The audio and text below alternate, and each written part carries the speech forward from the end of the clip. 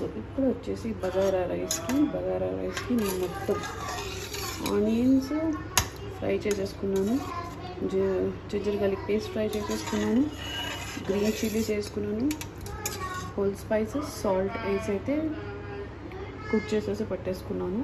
Water ఇప్పుడు మరిగించి so wash చేసాను.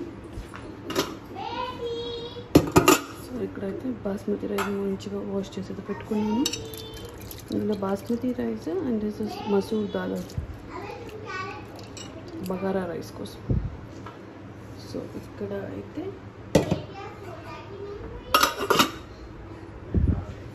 సో ఇక్కడ మొత్తం యాడ్ చేస్తాను కాబట్టి జస్ట్ ఫ్లేమ్ ఆన్ చేస్తాను. ఇది బాయిల్ వచ్చాక రైస్ అనేది వేసేద్దాం. అందులో పుదీనా అండ్ కొరియాండర్ లీవ్స్ అయితే యాడ్ చేసేసుకున్నాను.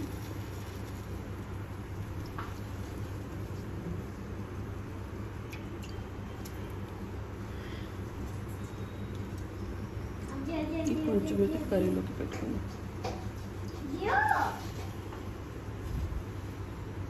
కొంచెం గరం మసాలా యాడ్ చేసుకున్నాను. కొంచెమైతే హోమ్మేడ్ గరం మసాలా యాడ్ చేస్తాను. ఇందులో కూడా యాడ్ చేసుకుని ఇదైతే విజిల్ వస్తుంది, మంచిగా ఉడుకుతుంది. So will add of rice అయితే యాడ్ చేసేస్తాను. వంపుకొని అయితే పెట్టేసుకున్నాము.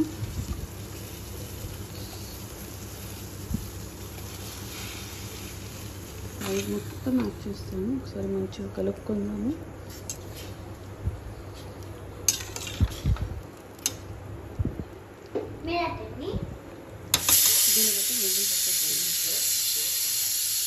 విజిల్ పెట్టేసుకున్నాము. సో ఫ్లేమ్ అయితే హై పెట్టేసుకొని నేనైతే 2 విజిల్స్ పెడతానండి. ఎందుకంటే నాకు పాప ఉంది కదా, 1 విజిల్కి కుక్ అయిపోతుంది రైస్, కానీ కొంచెం హార్డ్గా అనిపిస్తుంది మా పాప తినడానికి. సో నేనైతే 2 విజిల్స్ పెట్టేసుకొని కంప్లీట్లీ ఆఫ్ చేసేసి ఇంకా ఫ్లేమ్ మొత్తం పోయాక అయితే ఓపెన్ చేసుకుంటాను. అయ్యాక కలుగుతాం. అయితే ఇక్కడ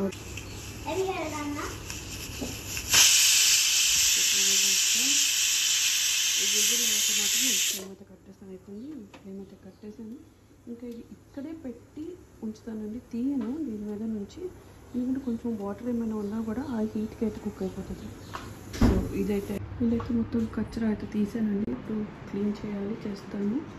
సో ఇక్కడైతే రైస్ని చూసుకుని ఒకసారి కలిపి పెట్టేసుకున్నాను. విజిల్ అయితే మొత్తం పోయింది కదా, మొత్తం మంచిగా టెంటింగ్ ఉంది. సో మొత్తం ఒకసారి పైనుంచి కిందకి కలుపుకొని అయితే మూత పెట్టేద్దాం.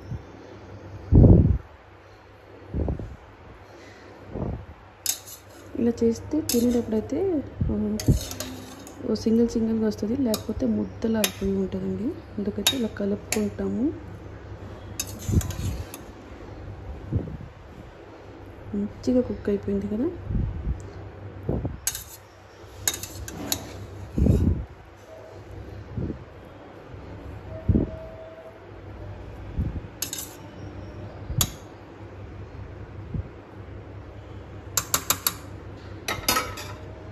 సో ఇదండి ఈరోజు మా బగారా రైస్.